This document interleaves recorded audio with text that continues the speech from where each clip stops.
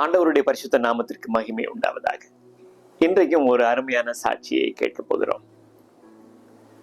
Rai Thomas Kerala மாநிலத்திலே ஆலுவா என்கிற இடத்திற்கு பக்கத்திலே கூனமாவு என்கிற ஒரு சின்ன கிராமம். அப்பா கிறிஸ்டியன் சில்ட்ரன் ஃபண்ட் என்கிற ஒரு இயக்கத்திலே ஆசிரியராக வேலை பார்த்தார். அம்மா மத்திய அரசு பணியிலே வேலை பார்த்தார்கள். ராய் தாமஸ் தன்னுடைய பிஎஸ்சி பட்ட படிப்பை நிறைவு செய்தார். மிக சிறந்த ஒரு வாத்திய கலை வல்லுனர், நல்ல ஒரு மியூசிஷியன், நன்றாக கீபோர்டு வாசிக்கக்கூடிய திறமையுள்ளவர். எங்கெல்லாம் அவர்களுடைய மாவட்டத்திலே கூட்டங்கள் நடைபெறுகிறதோ அந்த நாட்களிலே ஒரு நல்ல கீபோர்டை கொண்டு போய் அந்த ஊழியங்களுக்கு உதவி செய்வது இவருடைய வழக்கமாக இருந்தது. கொஞ்ச காலத்திலேயே கேரளா இண்டஸ்ட்ரியல் அயனைட்ஸ் என்கிற ஒரு கம்பெனியில நல்ல ஒரு வேலை கிடைத்தது. ஃபைபர் கிளாஸ் மேனுஃபேக்சரிங், அதில் ஒரு சேல்ஸ் எக்ஸிக்யூட்டிவாக வேலை பார்த்தார். வேலை பார்க்க தொடங்கின பொழுது அநேக கேளிக்கைகளுக்கும் மற்ற நண்பர்களுடைய பழக்க வழக்கங்களுக்கும் ஆட்பட்டு தன் வாழ்வில் ஆண்டவரை விட்டு பின்மாறி போனார். அவர்களுடைய சகோதரிக்கு ஒரு ஆப்சசிவ் கம்பல்சிவ் டிசார்டர், OCD என்கிற ஒரு நோய் வந்து அவர்களை பாதித்த பொழுது இவர் மறுபடியும் தன்னை ஆண்டவருக்கு ஒப்பு கொடுத்து ஆண்டவரிடத்திலே சொன்னார், ஆண்டவரே, என்னுடைய சம்பளத்தின் ஒரு மிக கணிசமான தொகையை ஊழியத்திலே நான் செலவு செய்து கொள்ளலாம். ஆனால் ஆண்டவர் இவரை ஊழியத்திற்கு பலமுறை அழைத்திருக்கிறார். இதை இவர் தள்ளி போட்டுக் கொண்டே போனார். இதற்கிடையில் இவருக்கு திருமணமானது. ஒரு அழகான குழந்தை, ஆண் குழந்தை டேனி இவர்களுக்கு பிறந்தார். மெடிக்கல் ட்ரஸ்ட் ஹாஸ்பிட்டல் எர்ணாகுளத்தில் அந்த குழந்தையை பரிசோதித்த டாக்டர் அந்த குழந்தையின் வயிறு ஊதி உப்ப தொடங்கி இருந்ததை பார்த்தார். என்னவென்று பார்த்தால் 16 மணி நேரம் கழிந்தும் இந்த குழந்தையின் வயிற்றிலிருந்து மலம் வெளியே போகவில்லை. டாக்டர் பரிசோதித்து பார்த்த பொழுதுதான் மலத்துவாரம் இல்லை என்கிறது தெரிந்தது. டாக்டர் அந்த குழந்தையின் வயிற்றின் மேல் கை வைத்துவிட்டு வருத்தத்தோடு இவரை பார்த்த பொழுது இவர் தன்னுடைய இருதயத்திலே ஒரு வார்த்தையை சொன்னார், பிள்ளைகள் கர்த்தரால் வரும் சுதந்திரம் என்று அவர் சொல்கிறதை அந்த டாக்டர் கேட்டார். டாக்டர் இவரிடத்துல கேட்டார், நீங்கள் என்ன வேலை செய்கிறார்கள்? இவர் சொன்னார், நான் ஒரு சுவிசேஷகன். ஆனால் இந்த வார்த்தையை அவர் மறுபடியும் சொல்லிக்கொண்டே இருந்தார், பிள்ளைகள் கர்த்தரால் வரும் சுதந்திரம். அப்பொழுது அவர் காதுகளுக்குள்ளே ஒரு சத்தம் கேட்டது, என்னை நம்பு, என்னை விசுவாசி. அப்பொழுது ஆண்டவர் அவர் காதிலே ஒரு வார்த்தையை கேட்டார், இந்த 2 வயது குடல் வளருவதற்கு எவ்வளவு நேரம் எடுக்கும்?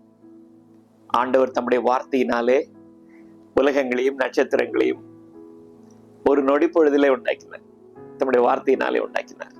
அப்படி ஒரு 2 இன்ச்சு ஒரு குடல் வளர்வதற்கு எவ்வளவு நேரம் ஆண்டவருக்கு தேவை என்கிற காரியத்தை ஆண்டவர் கேட்ட அந்த நொடியிலே, ஆண்டவரே, உமக்கு ஒரு வினாடி போலும் அதற்கு தேவையில்லை என்று இவர் தன்னுடைய விசுவாச வார்த்தையை அறிக்கையிட்டார். டாக்டர் பை குழந்தையை இவர் கைகளில் கொடுத்து விட்டு, மெடிக்கல் ட்ரஸ்ட் ஹாஸ்பிட்டலில் எங்களால் ஒன்றும் செய்ய முடியாது, நீங்கள் இந்த குழந்தையை எடுத்துக்கொண்டு லக்ஷ்மி ஹாஸ்பிட்டலுக்கு போங்கள், அங்கே டாக்டர் பாலச்சந்திரன் இடத்துல நான் பேசியிருக்கிறேன், அவர் மற்ற காரியங்களை உங்களுக்கு சொல்லுவார்.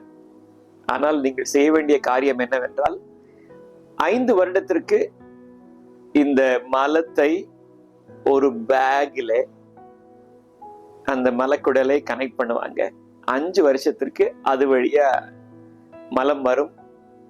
5 வருடத்திற்கு பின்பு அந்த மலத்துவாரத்தை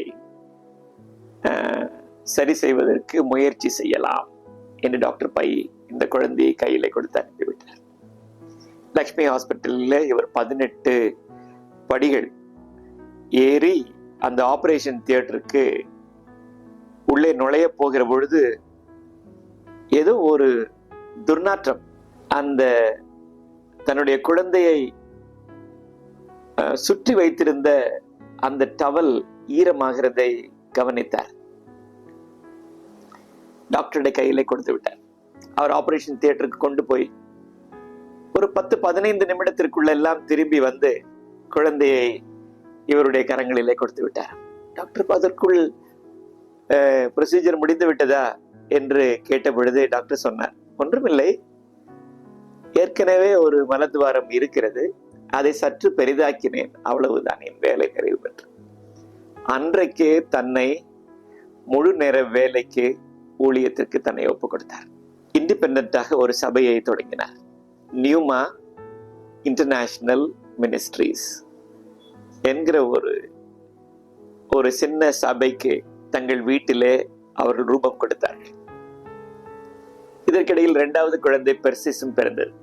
ஒரு நாள் இவர் ஊழியத்து நிமித்தம் பல இடங்களுக்கு போகிற தன்னுடைய ராயல் என்ஃபீல்டு புல்லட்ல அவர் போவது வழக்கம். கொஞ்ச காலமாக இவருடைய உடல் இளைக்க தொடங்கி இருக்கிறது. இவர் கவனித்து பார்த்த பொழுது நுரையாக இவருடைய மலம் போகிறது, பசி இல்லை. ஒரு நாள் இவர் ஒரு ஊழியத்தை நிறைவு செய்துவிட்டு இந்த பைக்கில் ஏறுவதற்கு முயற்சி செய்த பொழுது வரப்புழா என்கிற ஒரு இடத்துல அவரால் பைக்கிலே ஏற முடியவில்லை. சுற்றிலும் பார்க்கிறார், ஒருவரையும் காணவில்லை. அந்த நேரத்தில் யாரோ ஒருவர் இவருக்கு உதவி செய்து இவரை கொண்டு போய் ஆலுவாயில் இருக்கிற லூர்து ஹாஸ்பிட்டல் என்கிற ஒரு ஹாஸ்பிட்டலிலே கொண்டு போய் சேர்த்தார்கள். அங்கே இவரை பரிசோதனை பண்ணி பார்த்துவிட்டு அவருடைய மலத்வாரத்தில ஒரு பெரிய கட்டி, கேன்சர் இருக்கிறதை கண்டுபிடித்தார்கள். சிடி ஸ்கேன் செய்து கொலினோஸ்கோபி செய்து பார்த்துவிட்டு இப்படிப்பட்டதான ஒரு அதிர்ச்சியான காரியத்தை இவர்களுக்கு சொன்னார். இவருடைய அப்பாவும் அம்மாவும் 78 வயது மற்றும் 75 வயது அவனை சுற்றி நிற்கிறார்கள். ஒரு கேன்சர் ட்ரீட்மெண்ட் செய்கிற ஒரு ஆஸ்பத்திரிக்கு இவரை அனுப்பி வைத்தார்கள். அங்கே இருக்கிற doctor Philip Augustine, lake shore hospital இருக்கிற டாக்டர், நிர்தாட்சியமாக உன்னுடைய நாட்கள் எண்ணப்படுகிறது என்கிறதை, எல்லாருக்கும் முன்பதாக உன்னுடைய வாழ்க்கை நிறைவுக்கு வரப்போகிறது என்கிறதை சொன்னார். இடைக்காலமாக ஒன்று செய்யலாம், 23 சைக்கிள் கீமோவும் 24 சைக்கிள் ரேடியேஷனும் உனக்கு கொடுக்க வேண்டும். நீ ஹாஸ்பிட்டலில் எங்கே சேர்ந்து ட்ரீட்மெண்ட் எடுக்கிறதானால் எடுத்துக்கொள் என்று சொன்ன பொழுது அட்மிஷன் சார்ஜஸ் 6 லட்சம் ரூபாயும், சர்ஜரிக்கான சார்ஜஸ் 4 லட்சம் ரூபாயும், 10 லட்சம் ரூபாய் பணம் கட்ட சொன்னார்கள்.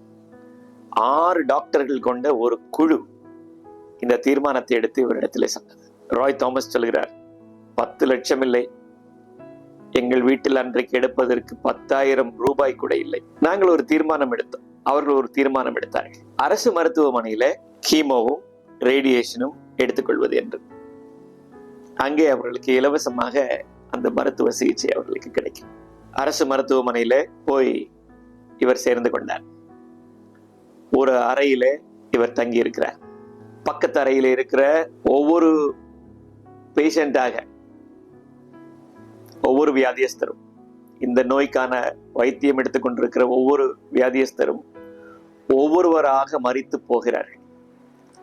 ஒவ்வொரு முறை மரித்து போகிற பொழுதும் இவர் மெலிந்து 39 கிலோவாக மாறிவிட்டார். ஒவ்வொரு முறை மரித்து அந்த உடலை எடுத்துக்கொண்டு போகிற பொழுதும் அந்த அட்டெண்டர் இவருடைய அறைக்குள் எட்டி பார்த்துவிட்டு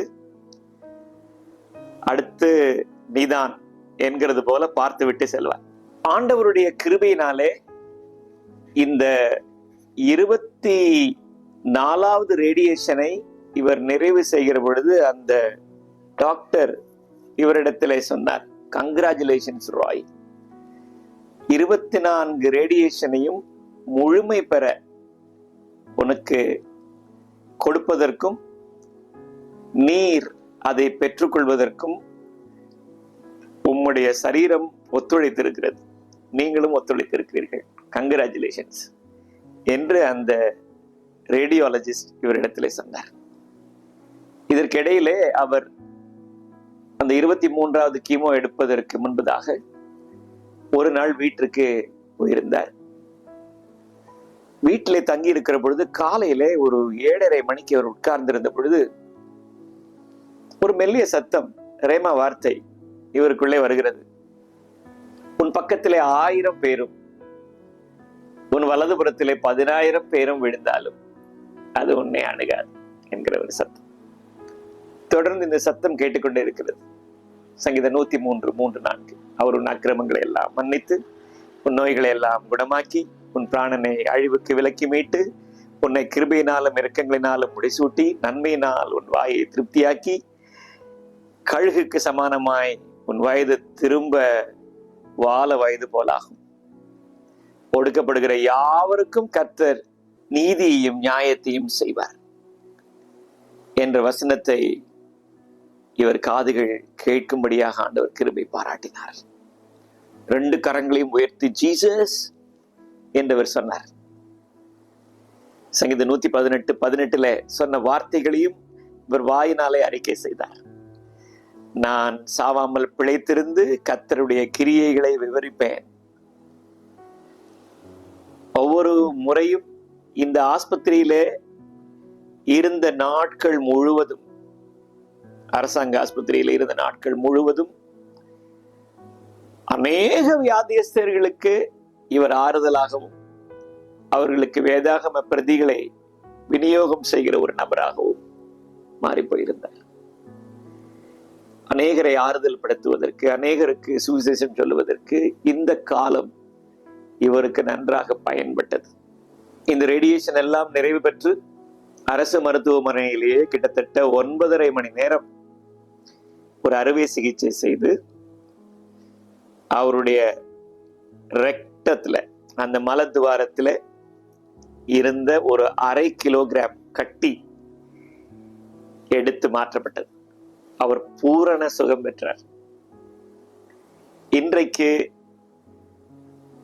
அவர் கர்த்தருடைய ஊழியத்தை தொடங்கின அதே இடத்துல வல்லமையாக குடும்பமாக ஊழியம் செய்து கொண்டிருக்கிறார். ஆண்டவர் இவருக்கு தீர்க்க தரிசனமாக சொல்லி இருந்தபடியே அமெரிக்க தேசத்தின் 9 மாநிலங்களில் இவரை கொண்டு போய் கர்த்தருடைய சாட்சியாக நிறுத்தினார். ஆஸ்திரேலியாவில் போய் அபாரிஜின்ஸ் என்கிற பழங்குடியினர் மத்தியிலும் ஊழியம் செய்வதற்கு ஆண்டவர் இவருக்கு கிருபை பாராட்டினார். வேதவசனம் சொல்கிறது, நான் மரண இருளின் பள்ளத்தாக்கிலே நடந்தாலும் பொல்லாப்புக்கு பயப்படேன், தேவரீர் என்னோடு கூட இருக்கிறீர், உம்முடைய கோலும் உம்முடைய தடியும் என்னை தேற்றும் என்கிற வார்த்தையின்படி இந்த தேவ மனுஷனை எப்படி ஆண்டவர் துன்பத்தின் வழியாக நடத்தினாலும் அந்த சமயத்தில் எல்லாம் ஊழியத்தை நிறைவேற்றுவதற்கு ஆண்டவர் அவருக்கு கிருபை செய்திருக்கிறார். இன்றைக்கும் ஆண்டவர் அவரை பயன்படுத்துகிறார். உங்களையும் பயன்படுத்த முடியும்.